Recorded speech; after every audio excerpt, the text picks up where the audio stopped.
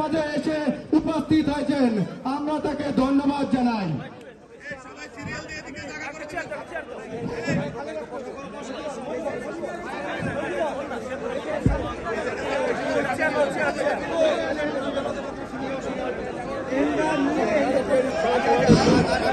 সংগ্রামী জাতীয় বন্ধুরা, বাংলাদেশ জাতীয়তাবাদী মৎস্যজীবী দল হাতিঝিল থানা সবাই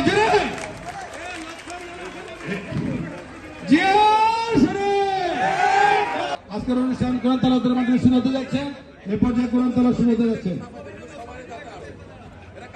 দেশে কি অবাধ নিরপেক্ষ নির্বাচনের জন্য সকল প্রস্তুতি সম্পন্ন করেছে। ইতিমধ্যে যারা বিদেশে থাকে আমাদের অনলাইনে তাদেরকে ভোটের ব্যবস্থা করেছে সরকার। তারা অলরেডি ভোট দেওয়া শুরু করেছে। অনেকে আমাদের আত্মীয় স্বজন, আপনাদের আত্মীয় স্বজন, বন্ধু বান্ধব যারা অস্ট্রেলিয়া, কানাডা, আমেরিকাতে থাকে তারা গত পরশুদিন দিকেই ভোট দিচ্ছে। অত্যন্ত সুন্দর একটা ভালো উদ্যোগ সরকার নিয়েছে। অনেক লোক আমাদের বিদেশে থাকে, তারা আজকে ভোটের অধিকার ফিরে পেয়েছে। ইনশাল্লাহ আগামী দিনে তারেক রহমানের নেতৃত্বে আমরা একটি কল্যাণ রাষ্ট্র প্রতিষ্ঠা করব। সেখানে ভোটের অধিকার থাকবে, আইনের শাসন থাকবে, মানবাধিকার থাকবে, আপনি স্বাধীনভাবে চলাফেরা করতে পারবেন এবং মানুষের জন্য, বিশেষ করে মহিলাদের জন্য ফ্যামিলি কার্ড, স্বাস্থ্যের জন্য হেলথ কার্ড, বয়স্ক ভাতা, বিধবা ভাতা, আপনার মেয়েদের জন্য ইন্টারমিডিয়েট পর্যন্ত লেখাপড়া ফ্রি এবং প্রাইমারি সেকশনে খাদ্যের বিনিময়ে শিক্ষা কর্মসূচি বাস্তবায়ন করে দেশকে এগিয়ে নিয়ে যাবে ইনশাল্লাহ।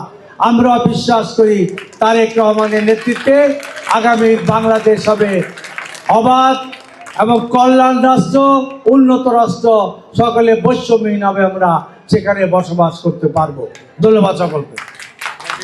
আমি বলবো যে 12ই ফেব্রুয়ারি নির্বাচন, বহুদিন পর আপনারা সকলে আমরা ভোটের অধিকার ফিরে পেয়েছি। এই ভোটের অধিকার আপনার গণতান্ত্রিক অধিকার। বহুদিন শেখ হাসিনা ভোট দিতে দেয় নাই, তার ভোটের দরকারও হয় নাই। সারা দেশে আজকে উন্নয়ন শুনেছি, গ্যাস নাই, আপনারা নিজেরা কষ্ট করে রান্না করেন, সব জায়গায় এই সমস্যা।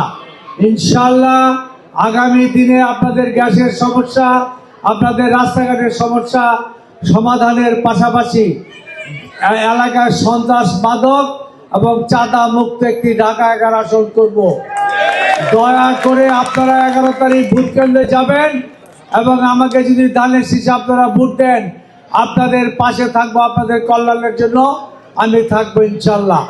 আমি আর বক্তব্য দীর্ঘায়িত করবো না। আপনাদের তাবারক বিতরণ সবাইকে দোয়া মাহফিল হবে।